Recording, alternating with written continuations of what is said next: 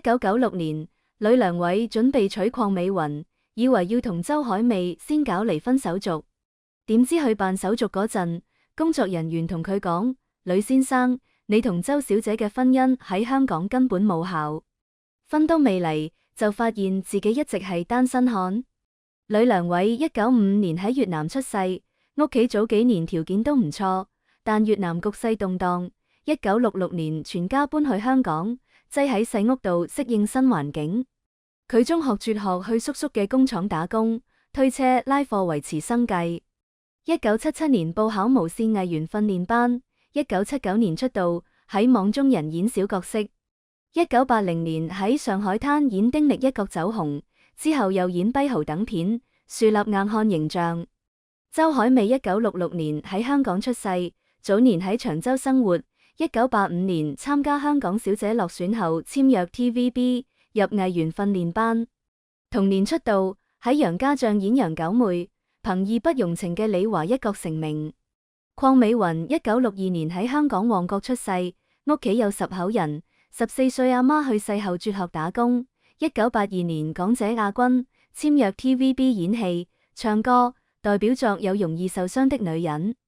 呂良偉同周海媚1985年合作《小島風雲》相識，兩人相差10歲，呂良偉主動追求，周海媚19歲出道，新人階段，兩人確定戀愛關係，但唔想公開。1988年呂良偉生日嗰日，帶周海媚去美國拉斯維加斯秘密登記結婚，只花$35喺小教堂搞掂手續。婚後生活一段時間，發現唔合適。周海媚提出分手，兩人講好，等一方開始下一段婚姻再辦離婚手續。1989年分手後，周海媚專注事業，呂良偉繼續拍戲。呂良偉同鄺美雲1987年喺獵鯊行動相識，當時兩人各有伴侶。1995年朋友聚會重逢，鄺美雲生病入院，呂良偉悉心照料，兩人關係從好友轉為戀人。交往後經常為小事爭執，呂良偉喺自傳入面講，鄺美雲外柔內剛，有自己主見，佢唔想退讓。1996年確定戀愛關係冇幾耐，鄺美雲通過媒體朋友發佈結婚消息，呂良偉騎虎難下，唯有答應。呂良偉自傳透露，因為上一段婚姻失敗，怕再離婚，就向鄺美雲提議先試婚唔註冊，鄺美雲開始唔同意，但最後都妥協。佢承諾如果兩人合得來，再去加拿大註冊。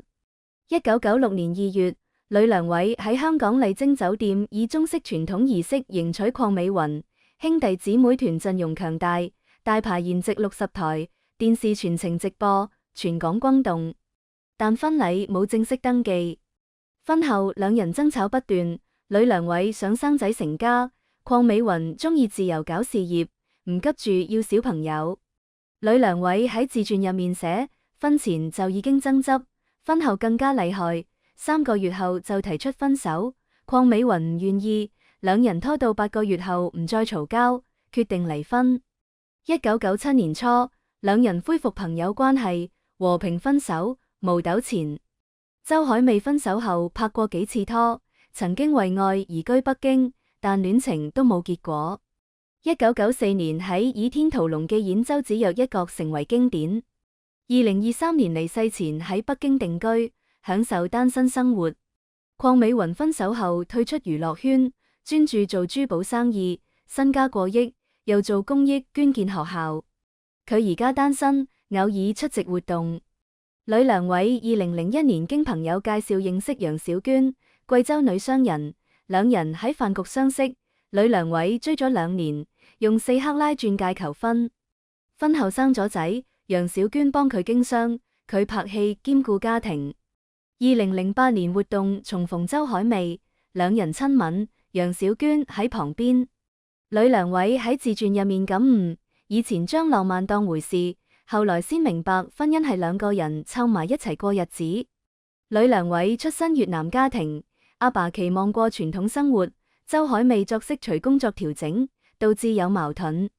鄺美雲14歲打工養家，選港姐後唱歌、演戲，轉做珠寶生意，成為女強人。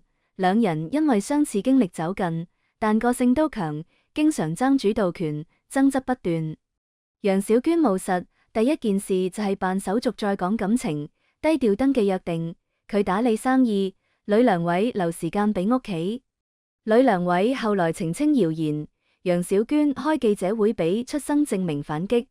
呂良偉3段婚姻，前2段倉促冇註冊，第3段穩固務實。而家喺兩會現場坐得不直嘅鄺美雲，當年港姐亞軍，而家提案講教育扶貧，冇人再提佢1996年嗰場轟動全港嘅婚禮，更加少人知道佢靜雞雞捐咗近60所希望小學。佢而家講說話有份量，唔係靠名氣，係靠實打實做咗20幾年嘢。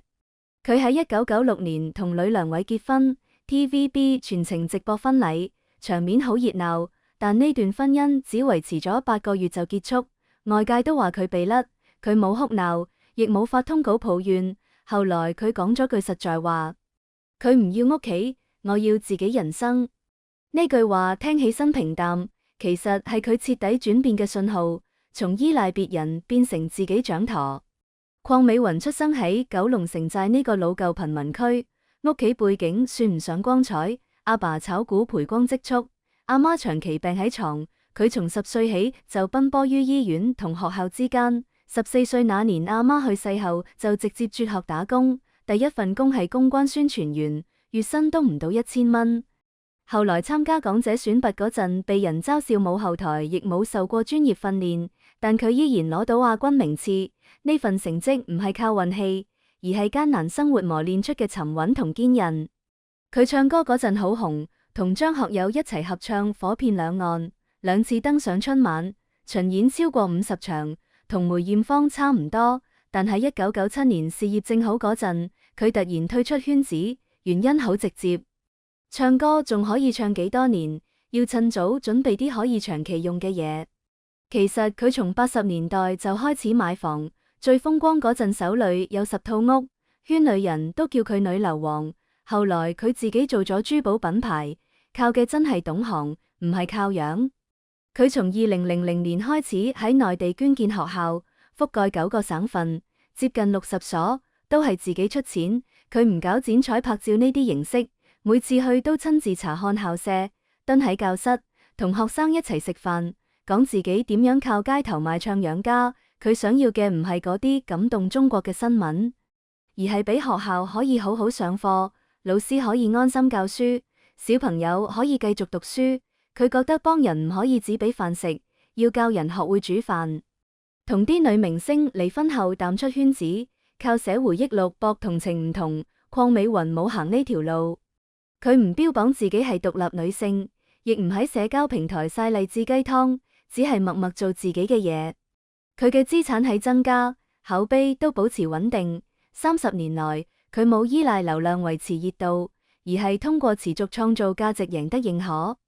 佢從2006年開始擔任政協委員，到2012年又連續當選為港區全國人大代表，提出嘅建議都好實在，比如推動開通禁港直飛航班，因為原來運輸教材同物資路線太繞；又比如建議解決農民工仔女跨省學籍嘅問題。